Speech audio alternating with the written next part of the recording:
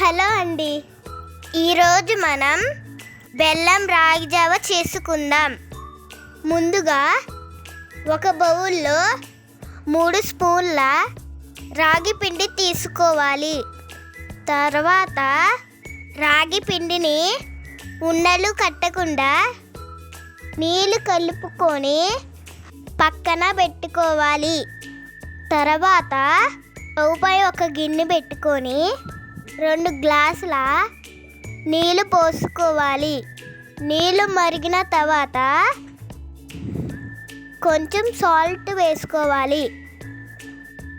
నీళ్ళు బాగా మరిగిన తర్వాత ముందుగా కలిపి ఉంచుకున్న రాగి పిండిని ఉండలు కట్టకుండా గరిటెతో తిప్పుతూనే ఉండాలి. రాగి పిండిని బాగా ఉడికించుకోవాలి. రాగి పిండి మొత్తం బాగా దగ్గరగా వచ్చే వరకు ఉడికించుకోవాలి.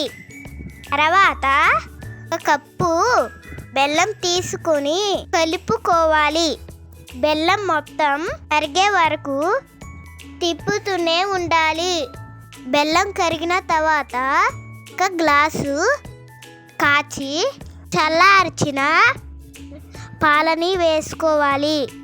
పాలు మొత్తం రాగి జావలో కలిసిపోయిన తర్వాత ఆఫ్ చేసుకోవాలి. అంతే అండి, బెల్లం రాగి జావ రెడీ. Please like, share.